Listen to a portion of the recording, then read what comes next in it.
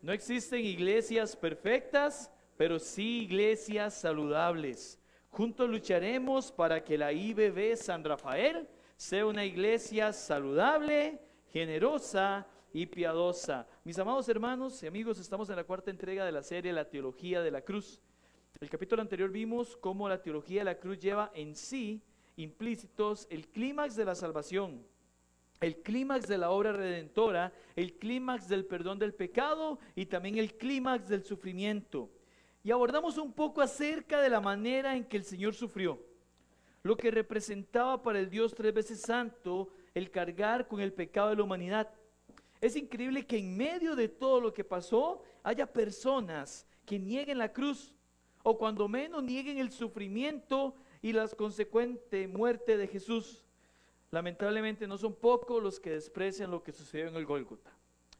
Entre los diferentes libros que leí para esa enseñanza, quiero citar algo que me pareció muy relevante. Puede tomar su lugar en este momento.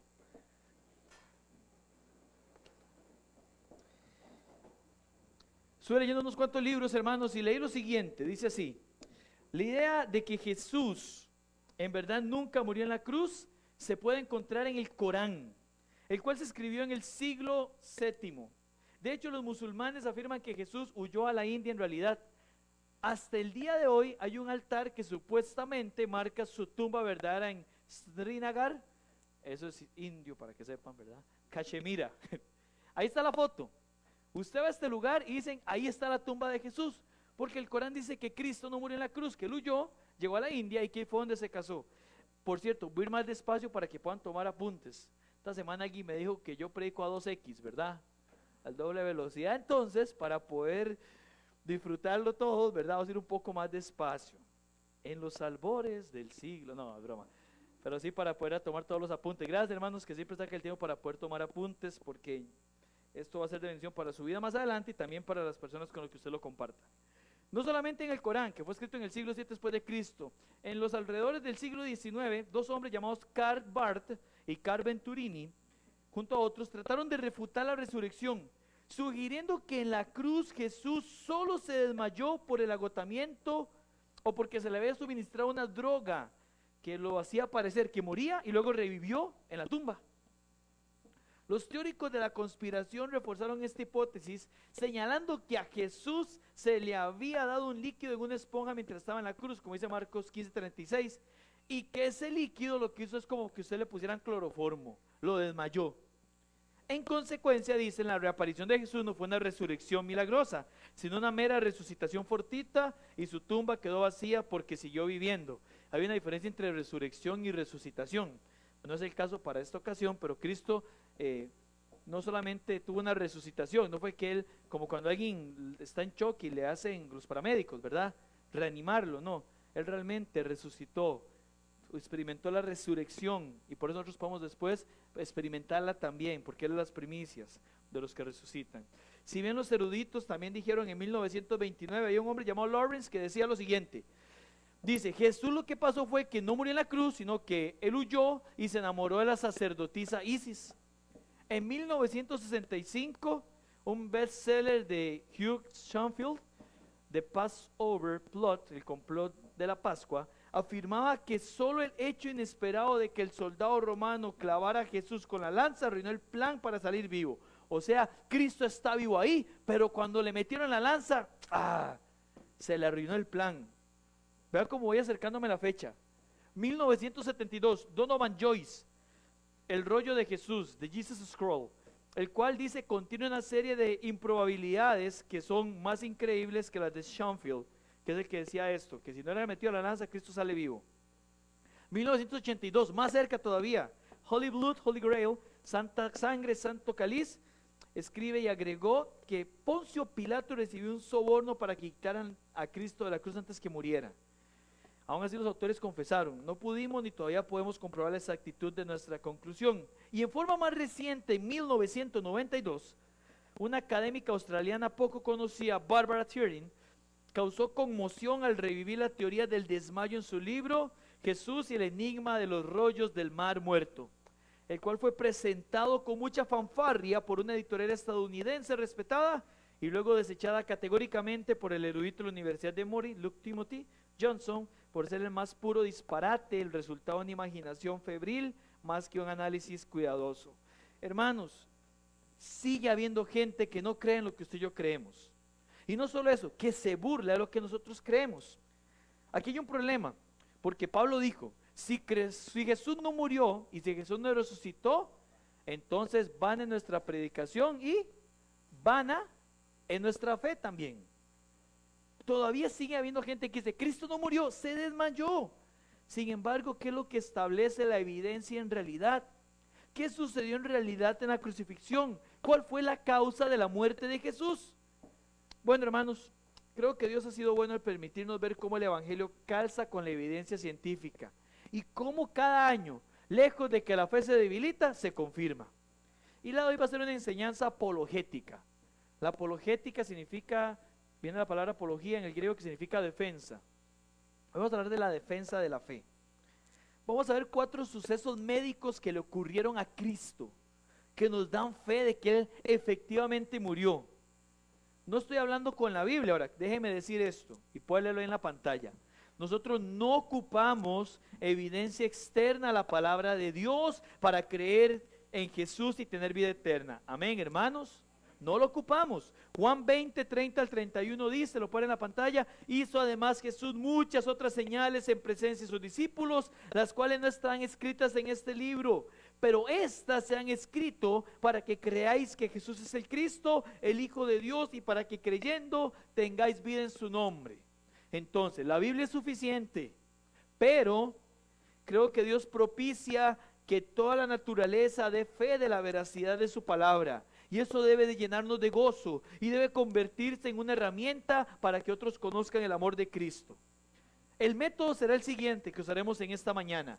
Usaremos el relato del Evangelio que nos explica lo que Jesús sufrió en esa cruz y veremos cómo la ciencia lo aborda. Entonces, para comenzar, punto número 1, hematidrosis. Hematidrosis. ¿Qué? Bueno, ahí está apuntado para que lo puedan ver. Qué bonito se ve esa. Bueno, Charlie. Calidad, me veo más grande, más gordillo, pero más grande. Hematidrosis, tuvimos que cambiar de pantalla, hermanos. Tuvo un desperfecto y gracias al Señor proveyó. Y gracias a ustedes por sus diezmos y ofrendas que permiten ahorrar para poder adquirir los equipos que hay. Como todo, ¿verdad? Tienen vida útil.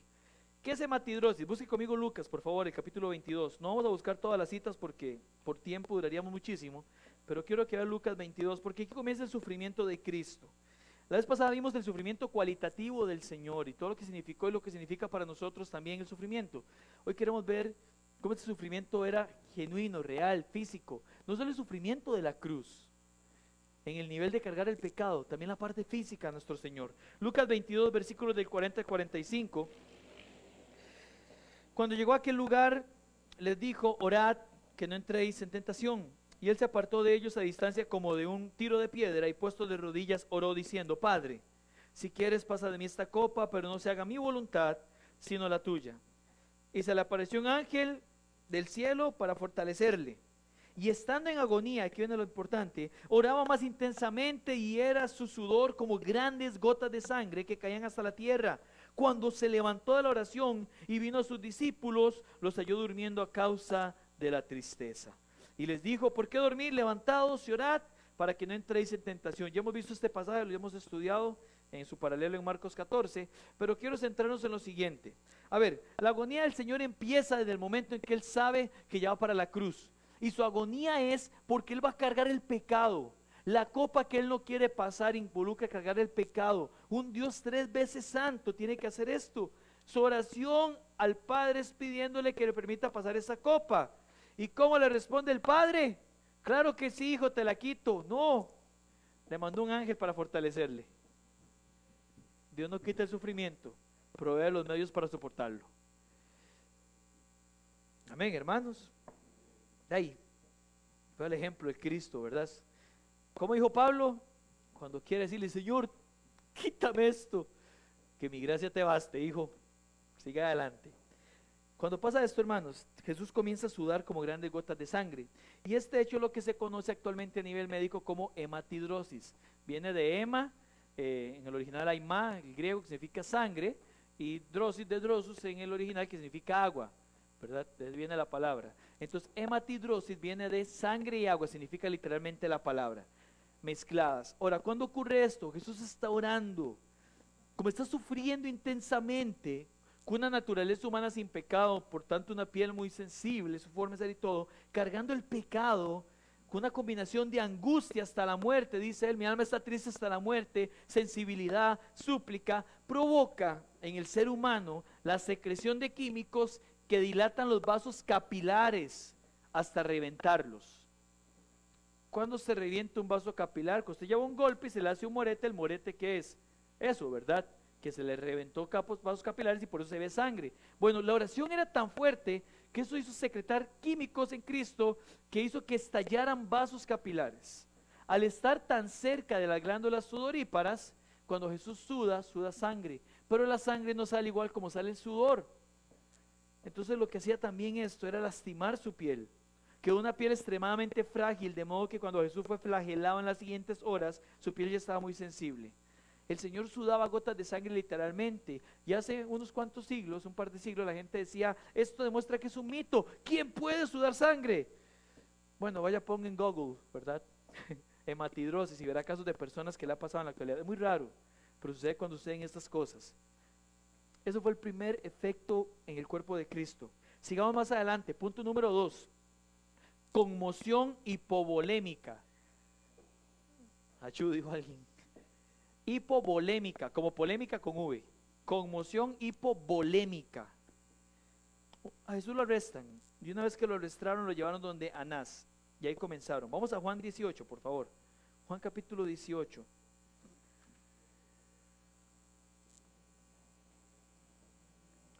Juan 18, 22 y 23 dice, cuando Jesús hubo dicho esto, uno de los alguaciles que estaba allí le dio una bofetada diciendo, así responde el sumo sacerdote. Y Jesús le respondió, si ha hablado mal, testifiquen que está mal. Y si bien, ¿por qué me golpeas? Delante de Anás sufrió una bofetada. Delante de Caifás, le voy a dar las citas para que las apunte, luego las puede buscar porque por un tema de tiempo no nos va a dar chance. Marcos 14, 65. Marcos 14, 65, en la pantalla lo puede leer, dice, y algunos comenzaron a escupirle y a cubrirle el rostro y a darle puñetazos y a decirle, profetiza, y los alguaciles le daban de bofetadas. Después fue llevado donde Herodes, donde Pilato, sí, Pilato lo manda a Herodes, y en Herodes, Lucas 23, 11, Lucas 23, 11 dice, entonces Herodes con sus soldados le menospreció y le escarneció. Ahora, no hay una referencia directa a que le haya golpeado, pero el escarnio comúnmente significaba golpes. Lucas 23, 11. Entonces, véanlo, tenemos a Cristo, donde Anás, una bofetada, donde Caifás, ya esto lo hemos estudiado en la noche, ¿verdad? Donde Caifás, Marcos 14, 65, dice que lo escupen y lo golpean. Lo llevan donde Pilatos temprano, 6 de la mañana del Viernes Santo. Ahora le llamamos Viernes Santo, pero ese viernes, digamos. Lo llevan y Pilato lo manda donde Herodes, y donde Herodes también lo golpean. Lo traen de vuelta y vuelven de Pilatos. Aquí en su Biblia usted tenía Juan 18 abierto, vamos a Juan 19, está ahí cerca. Juan 19, versículos del 1, 2 y 3 dice, así que entonces tomó Pilato a Jesús y le azotó. Hermano, la palabra azotó aquí, hay 3 niveles en que los romanos golpeaban a la gente, a 3 niveles. Esta palabra aquí significa el nivel más fuerte, el que precedía a la muerte. Ese es el tipo de azote. Número 2, 19.2, Juan 19.2, y los soldados entretejieron una corona de espinas y la pusieron sobre su cabeza. ¿Qué pasó recientemente en la cabeza de Cristo con el sufrimiento? Él sudó sangre, tiene su piel lastimada y encima le ponen una corona de espinas. Muy seguramente unos 2 arbustos, hay 2 tipos de arbustos, de hecho actualmente se le llama el arbusto se llama la espina de Cristo y demás, se agarra, se enrolló y se la pusieron, ¿verdad? Sigamos leyendo en el Juan 19, el 1 al 3, y le pusieron sobre su cabeza y le vistieron con un manto de púrpura y le decían, salve rey de los judíos, y le daban de bofetadas. Entonces tenemos con Anás, con Caifás, con Herodes, ahora con Pilatos. Mis hermanos, todo eso antes de llegar a la cruz. Es que vemos la imagen y vemos a Jesús enterito, solamente con la cruz. No, es que ya ahí va con un azote increíble. Además, el azote romano se hacía algo que se llamaba azorrague. Eso es lo que está en su pantalla. El azorrague consistía en un corto mango de madera al que estaban atadas varias correas con los extremos provistos con trozos de plomo, bronce o huesos muy agudizados, muy aguzados, en filo. Los azotes se dejaban caer especialmente sobre la espalda de la víctima, que generalmente estaba desnuda y encorvada. Se tiraba, pegaba, como eso tenía ganchitos, agarraba la piel y jalaba. Uno a cada lado, golpeaba uno, golpeaba otro, golpeaba uno, golpeaba otro. Los golpes eran tal que se daban en la espalda, en las nalgas, en las piernas, donde cayera. Si iba un golpe y se le iba a la frente, ¿qué importaba?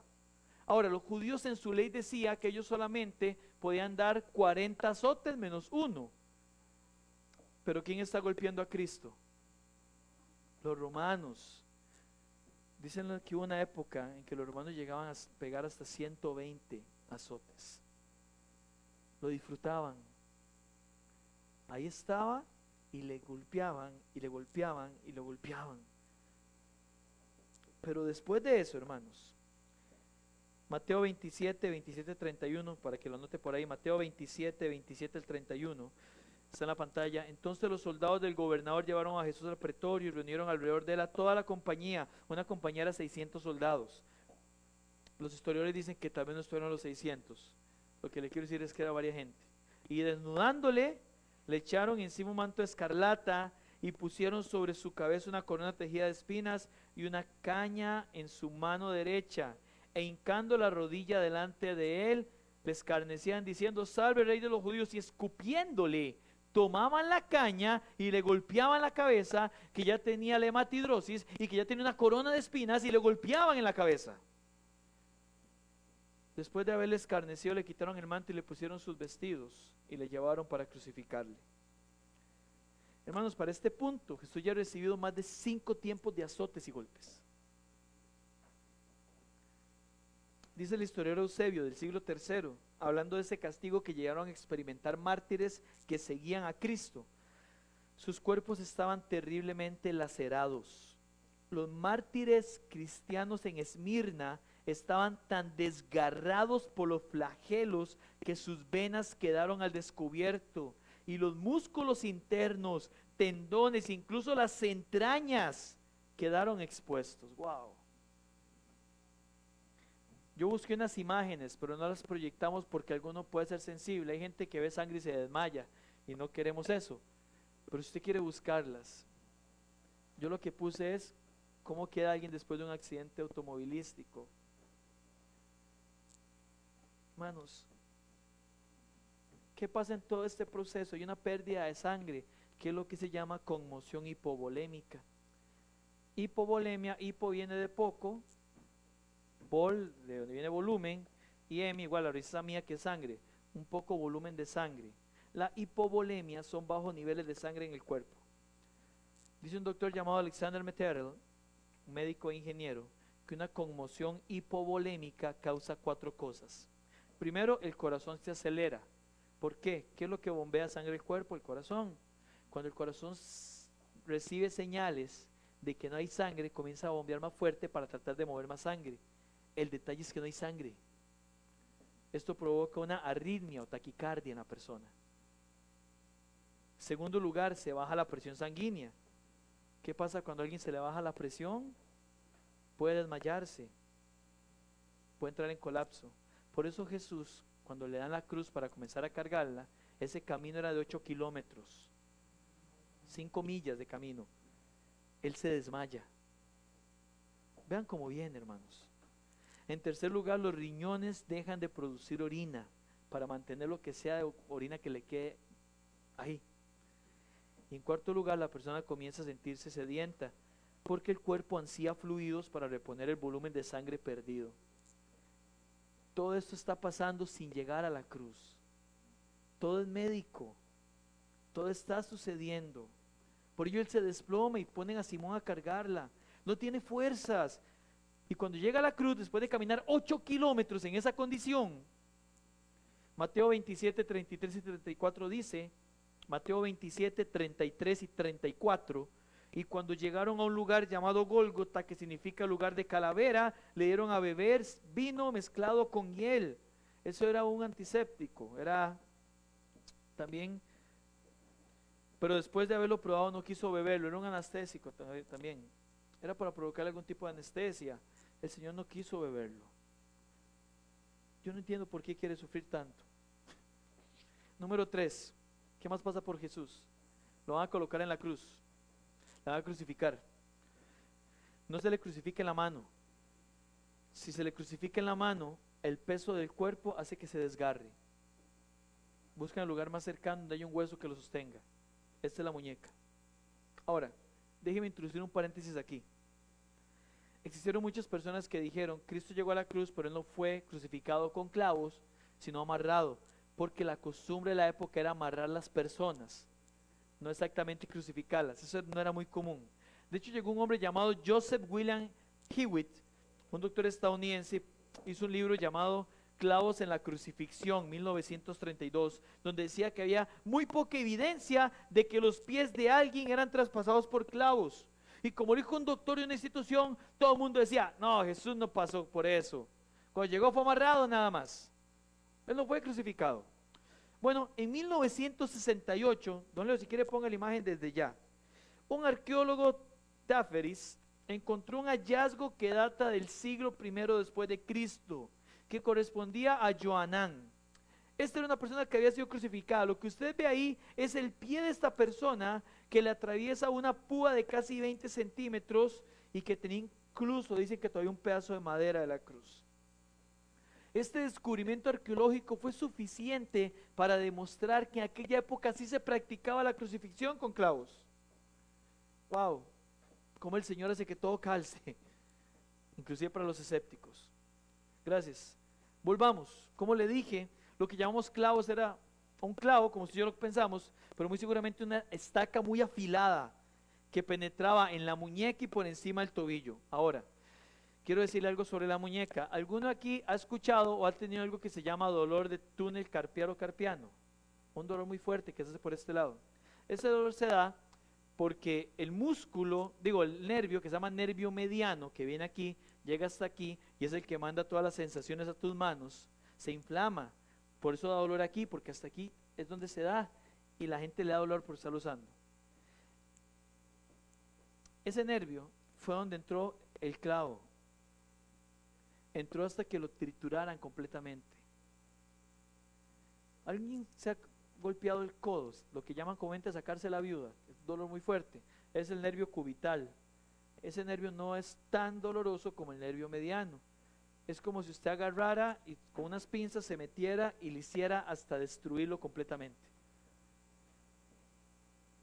Cuando quisieron decir o averiguar cómo se llamaba el dolor de Cristo, no encontraron una palabra para describirlo, a tal punto que se inventaron una. Y ese es nuestro punto número 3. Un dolor excruciante. Excruciante viene de ex, la palabra en el griego de, una preposición, y cruciante de crucis, que significa cruz. Dolor de la cruz. Imagínense, es tan intenso que literalmente se tuvo que inventar una palabra para describirlo. No existía en el idioma una palabra para expresar dicho dolor. Eso pasó a nuestro Señor. Piénselo, se tuvo que inventar una palabra para describir un dolor tan intenso. Ahora, sigamos adelante, hermanos. Todo esto está pasando el Señor. Y cuando está crucificado, la muerte es una agonía. Pero no solo eso, la posición en que estaba una persona crucificada con sus brazos extendidos hacía que inmediatamente lo levantaran, todo el peso se le viniera y se le dislocaran los hombros. Dislocarse duele. Jesús está crucificado con sus hombros dislocados hacia adelante con su cuerpo, y tras de eso, en esta posición, el diafragma tiende a hacer de una manera normal. La respiración consta de 2 partes. ¿Saben cuáles son? Inhalación y exhalación. Cuando yo estoy así, es muy fácil exhalar porque estoy hacia adelante, pero para inhalar, Jesús ocupaba volverse a impulsar hacia arriba, donde estaban los clavos de sus pies, raspando su espalda completamente hecha carne molida contra la áspera cruz, solamente para poder respirar.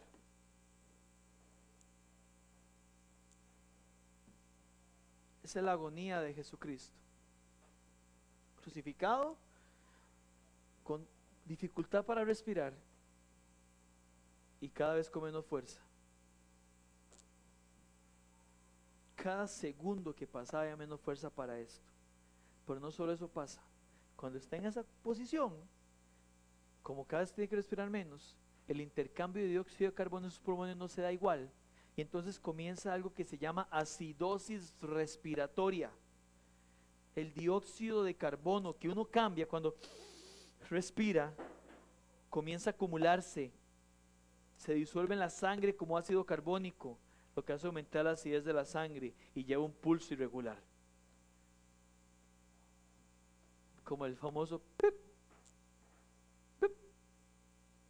Por eso es que Jesús sabe cuándo ya va a morir. Y dice: Padre, en tus manos encomiendo mi espíritu. Y luego muere de un shock hipovolémico, de un paro cardiorrespiratorio. Nuestro último término, hermanos, médico, se dio después de la muerte de Cristo. Incluso antes de morir, y eso también es importante, la conmoción hipovolémica debe haber causado un ritmo cardíaco acelerado, sostenido, que debe haber contribuido al paro cardíaco. Cuando eso sucede, alrededor del corazón hay una membrana. Punto número 4 es efusión pericárdica y efusión pleural. Efusión pericárdica y efusión pleural. Peri, de alrededor; cárdica, de cardio, del corazón. Alrededor del corazón todos tenemos una membrana que lo protege, y alrededor de los pulmones también tenemos algo que los protege. Hermanos, la conmoción hipovolémica hizo que se acumulara alrededor del corazón, en la membrana, sangre. No entraba por él, se acumulaba para protegerlo, y alrededor de los pulmones se acumulaba agua, efusión pleural. Alguno me dirá: pastor, ¿por qué esto es significativo? Bueno, porque en Juan 19, donde tenemos la Biblia abierta, versículos 33 y 34 dice: mas cuando llegaron a Jesús, como le vieron ya muerto, no le quebraron las piernas. Eso era para cumplir una profecía, y gloria a Dios por esto. Pero uno de los soldados le abrió el costado con una lanza, y al instante salió sangre y agua. Hermanos, el soldado le clava una lanza, probablemente al costado derecho, no es seguro, pero por la descripción era probable que fuera ese lado. Entra en las costillas, y el doctor Alexander Metterel, que ya le cité antes, dice: parece que la lanza atravesó el pulmón derecho y penetró el corazón. Por lo tanto, cuando sacó la lanza, algo de fluido, la efusión pericárdica, o sea sangre, y la efusión pleural, o sea agua, salió. Tendría la apariencia de un fluido claro como el agua, seguido un gran volumen de sangre, tal como lo describe Juan, uno de los testigos oculares en su evangelio. O sea, Juan está escribiendo algo que él no entiende, pero que sirve para demostrar que lo que Jesús pasó en esa cruz fue real. Sí, hermanos, la misma ciencia también comprueba que la muerte angustiante de Cristo fue algo que ocurrió. Jesús pasó por hematidrosis, pasó por una conmoción hipovolémica. Jesús es crucificado a las 9 de la mañana, muere a las 3 de la tarde, pero su conmoción pudo haber empezado inclusive desde las 6 de la mañana o antes. Experimentó el mayor dolor que puede existir, a tal punto que le pusieron un nombre diferente, y tras de eso sufre esa efusión pericárdica y pleural, después de tener sus nervios triturados y agonizar durante tantas horas. Y a pesar de estar ahí, hay un poco de malagradecidos pasando y gritando tonteras: bájese de la cruz, ¿qué está haciendo? Y siguen habiendo gente negando esto. La pregunta es: ¿por qué? ¿Por qué? ¿Qué puede haber motivado a Jesús a estar dispuesto a ser degradado y tratado tan brutalmente? ¿Qué lo llevó a este momento? Bueno, hermanos, ya vimos 4 evidencias, déjenme darle una quinta evidencia. Esta no es científica. Yo creo que la quinta evidencia de la cruz es a Jesús con un deseo por glorificar al Padre y amarnos a nosotros. Un deseo por glorificar al Padre y amarnos a nosotros. La cruz es una evidencia del amor de Jesús. Amén. Para su Padre y para nosotros. ¿Qué aprendemos nosotros de esto, hermanos?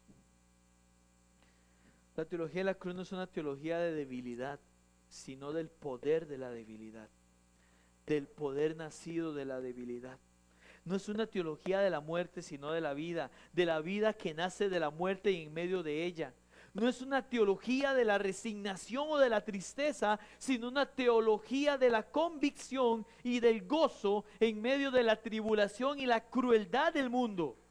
No es una teología del odio del ser humano y su obstinada necedad en contra de su creador, sino una teología de amor, de un amor que excede todo conocimiento y comprensión. Yo creo que el sufrimiento de Cristo nos enseña unas verdades que tenemos que aprender, que debemos aprender y que hay que aplicar. Primero, la teología de la cruz me hace priorizar la voluntad de Dios. Número uno en nuestra aplicación, la teología de la cruz me hace priorizar la voluntad de Dios. Con todo lo que sufrió, ¿por qué lo hizo Jesús? Porque su deleite era hacer la voluntad del Padre. Saben, hermanos, yo no sé cuántas cosas debemos nosotros de conocer para responder afirmativamente a la voluntad de Dios. No sé qué debe hacer Dios con nosotros para que dejemos de priorizar cosas fuera de Él. Yo escribí esta enseñanza y mi corazón se dolía porque sigo tan arraigado a lo que yo quiero. Vea lo que Jesús decide sufrir sin tener que hacerlo por cumplir la voluntad del Padre, como para que yo decida no apreciar dicho sacrificio, despreciando la voluntad del Padre. Hermanos, el pecado es despreciar la voluntad del Padre. Algunos dicen, ¿qué es la voluntad del Padre? Primeramente la salvación, 1 Pedro 3:9. Dice que el Señor no retarda su promesa, algunos la tienen por tardanza, es paciente para con todo, no quiere que nadie perezca, sino que todos procedan al arrepentimiento. ¿Es usted ya un hijo de Dios? Después, ¿qué sigue? Sí, soy un hijo de Dios. Usted puede decir que es hijo de Dios, amén. Segundo, la voluntad del Padre es la llenura de su espíritu. Efesios 5:18, no os embriaguéis con vino, antes bien sed llenos del Espíritu Santo. Esa llenura sin control. Le pregunto, ¿es ya usted controlado por el Espíritu? Todas sus acciones son de control del Espíritu Santo, hermano. La forma en que reaccionamos en el día a día demuestran que nos controla el Espíritu. O somos de los que nos enojamos, tiramos todo por ahí, decimos cuántas cosas y ya. Eso no es control de Espíritu. Y la voluntad de Dios es que el Espíritu Santo te controle, creyente. Y si no te puede controlar, tenés que ver en qué has creído. Porque en el Dios que creemos, cuando le recibimos, da su Espíritu, y el Espíritu Santo tiene que controlarnos, amén. Tercero, ¿qué más es la voluntad de Dios? La santificación. 1 Tesalonicenses 4:3 dice, ¿cuál es el deseo de Dios? Vuestra santificación. Eso es lo que enseña 1 Tesalonicenses 4:3. Apartarse de todo aquello que no le dirige a Dios. Y quiero que se preste atención a esto. Santificación es apartarme de todo aquello que no me dirige a Dios. A veces pensamos que la santificación es solo alejarme del pecado. No necesariamente. O sea, sí, pero no solo eso. Santificación es apartarme de todo aquello que tiene el potencial de ocupar el lugar que solo Dios debe ocupar. Lo voy a repetir.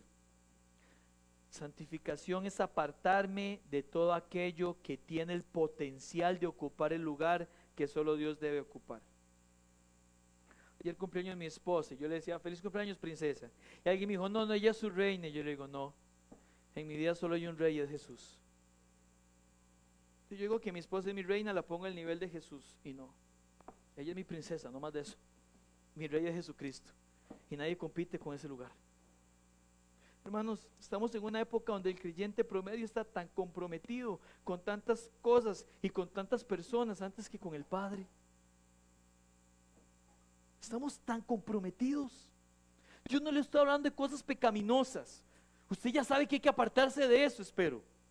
Y si no lo sabe, se lo digo, apártese de eso. Pero nos comprometimos con tantas cosas antes que con el Padre. ¿No debería siempre encontrar mi deleite en el Padre como Jesús lo hacía? No soy llamado a amar al Padre y no poner nada que compita con Él. Creyente, tu pecado está compitiendo con el Padre. Creyente, tu familia está compitiendo con el Padre.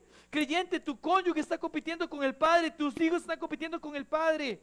¿Y sabe por qué lo hacen? Porque vos te has puesto en esa posición y tu corazón está dividido y así no funciona.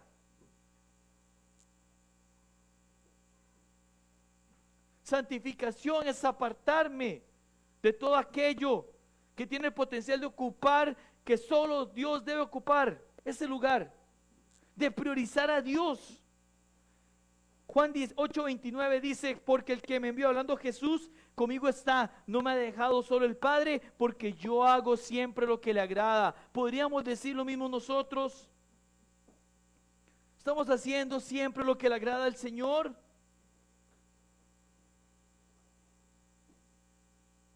Muchos han dejado de sentir la compañía de Dios, pero es porque han dejado literalmente a Dios. En Proverbios 8:17, el Señor personificado en la sabiduría dice, yo amo a los que me aman y me hallan los que temprano me buscan. Antes de preguntarte, ¿por qué no encontrás al Señor? ¿Por qué no veo su mover? ¿Por qué no siento su presencia? Pregúntate, ¿cuándo fue la última vez que estuviste buscando al Señor genuinamente? ¿Cuándo fue el último sacrificio, si le podemos llamar así, que hiciste por el Señor para mostrar su deseo de agradarle? ¿Cuándo fue la última vez que decidí dejar mi teléfono, mi computadora, mi pantalla, mi trabajo, mis hobbies, mi familia para buscar primeramente al Señor? Porque si Dios no es tu prioridad, no le pidas a Él que vos seas la suya. Segundo, la teología de la cruz no solo me hace buscar la voluntad del Padre. Número 2, la teología de la cruz me hace amar a Jesús como Él me amó. El Señor no solo buscaba honrar a su Padre y glorificarle, también su fin era amarme aún sin merecerlo. Por ello no podemos decir que amamos la cruz, que estamos juntamente crucificados con Cristo, si no le mostramos amor al Señor. Yo anhelo que cada vez que cantemos, yo siempre amaré esa cruz. En sus triunfos mi gloria será, y algún día en vez de una cruz, mi corona Jesús me dará. Yo anhelo que sea genuino y que no estemos mintiendo. Decía un famoso escritor, los cristianos no dicen mentiras, solamente las cantan. Es porque muchas veces cantamos cosas que realmente no estamos viviendo. Amemos al Señor. ¿Y cómo amamos al Señor? Amando lo que Él ama. Y hay dos cosas que Dios ama. Hay dos cosas que Jesús ama. Primero, Él ama a su Padre.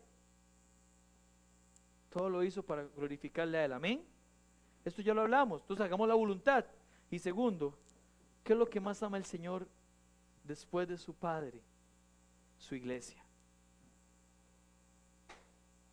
Es su desposada. Es su esposa. Entonces te pregunto, ¿de qué manera estás amando a la iglesia? Yo le digo una cosa, a mí llega alguien y me dice, pastor, ¿qué? ¿Cómo está? Hagamos algo un día, sí, claro, pero que no esté doña Steph, es que ella a mí no me cae bien. ¿Pastor, puede llegar a su casa? Bueno, pues su esposa no está. Yo no me sentiría bien con eso. Un hermano en la mañana hizo así, A veces le hacemos eso a Jesús. Te pregunto, ¿de qué manera estás amando a la iglesia? Voy a darte 4 preguntas para responder esto, para hacer un examen, para analizarnos. Primera pregunta, ¿ya te estás congregando activamente? Hermano, yo no consigo creyentes que viven con un tiempo de iglesia a la semana. Es como quererle cumplir al Señor. No somos llamados a sostener el culto de la iglesia. De eso se trata lo que hacemos. No solamente decimos, no vamos y que alguien más lo haga. No, es que nosotros somos la iglesia. No este lugar.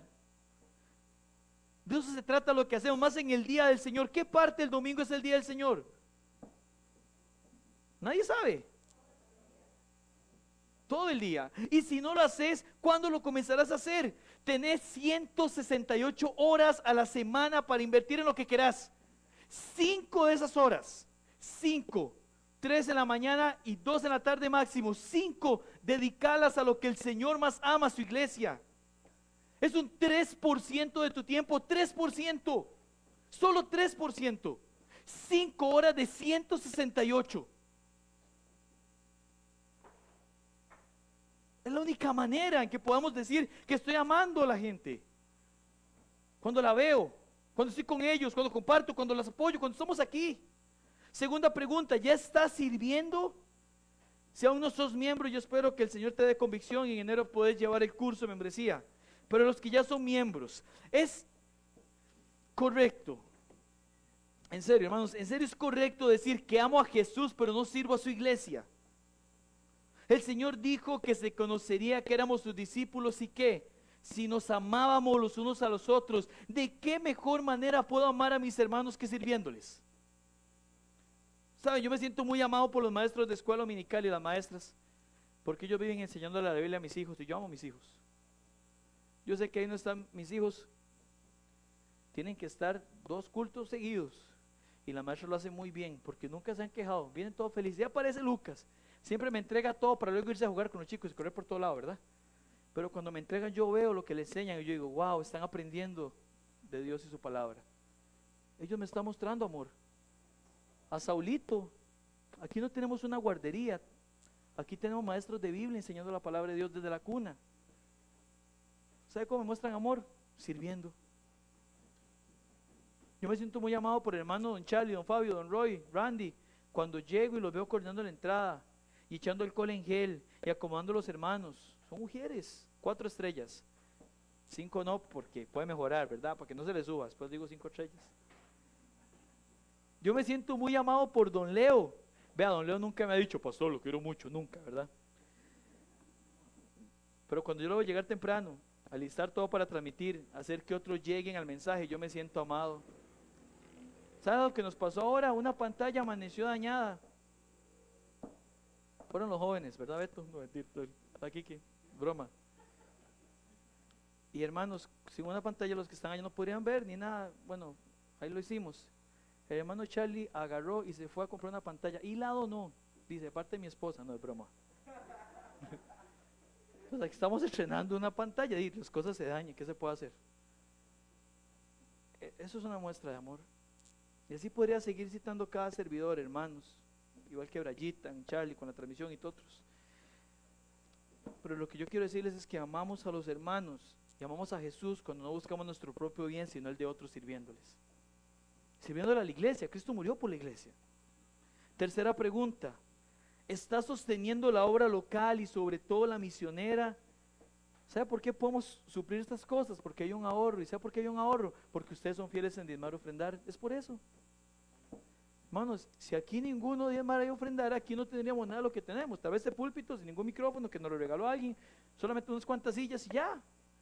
Pero cada vez que usted puede ofrendar, la semana pasada lo hablamos en la noche y lo explicamos, usted ve que podemos ir solventando necesidades que aparecen. Está sosteniendo la obra local y sobre todo la misionera. Cuando uno se desprende de lo que quisiera por proveer al que lo necesita, muestra amor por la iglesia y por ende para el Señor. Cuarta pregunta, y esta que viene es una para aplicar todos a partir del próximo año. ¿A quién estoy discipulando? ¿A quién estoy discipulando? Jesús sacrificó para que nosotros pudiéramos dar un mensaje de gracia a otros.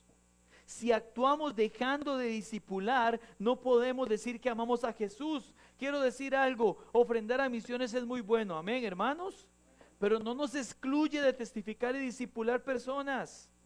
Te hago una pregunta, ¿cuándo fue la última vez que discipulaste a alguien? No, pastor, discipular es transmitir vida, no, discipular es transmitir vida cristiana y hacerlo como lo hizo Jesús.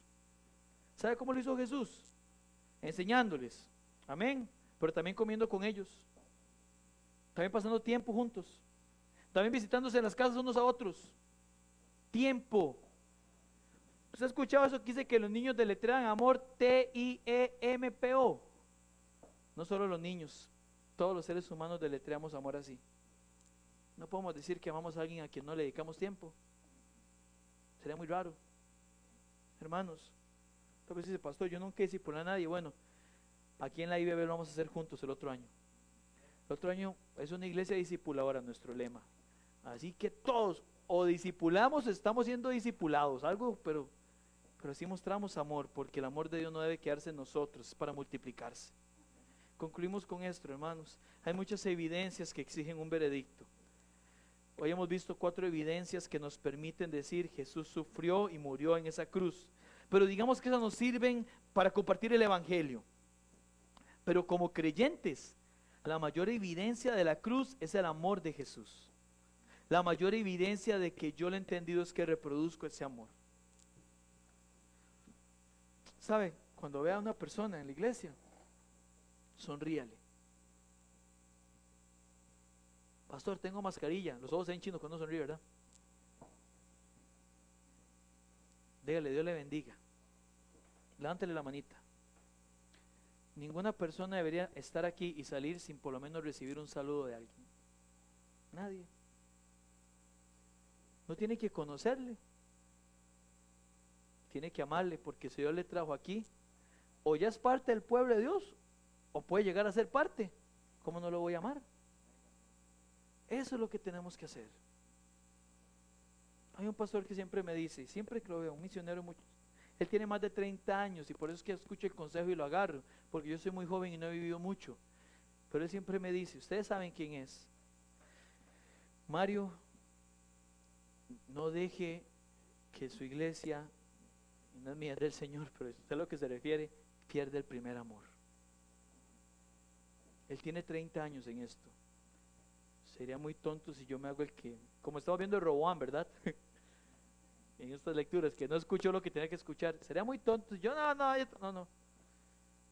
Hermanos, hay que amarnos. Vea lo que el Señor pasó. Por favor, viva para la voluntad del Padre. Y viva para amar unos a otros. Pastor, no estoy sirviendo. Bueno, diga, yo ofrezco para, no diga para lo que sea, y piensa en algo, para esto, para aquello, más, invéntese un ministerio. Pastor, quiero un ministerio. Bueno, mientras no sea nada antibíblico, podemos hacerlo. Todo se vale. Pero vivamos para amar. Y en eso seremos conocidos. Y vivamos para transmitir amor a otros. Es muy rico vivir en un lugar, uno siente amor, afecto, cariño. Eso es lo que hay que hacer aquí. Yo no quiero que nadie diga aquí nunca, por culpa de nosotros, bueno, yo voy a la iglesia por Dios, porque encontré una iglesia fría, apática, que nunca mostró amor. No. Nos toca mostrar ese cariño. Una sonrisa, levantar la mano, decirle Dios le bendiga, cómo no verle aquí, saludar tipo mo por aquello de la pandemia, ¿eh? Mostrar amor. Nos ponemos de pie para orar, por favor.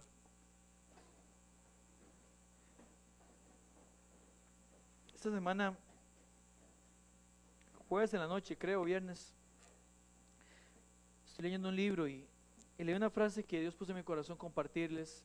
No la incluí en el sermón porque ya lo había terminado, pero quiero compartírsela. Si quiere, con su cabeza inclinada, ojos cerrados, para que medite en ella.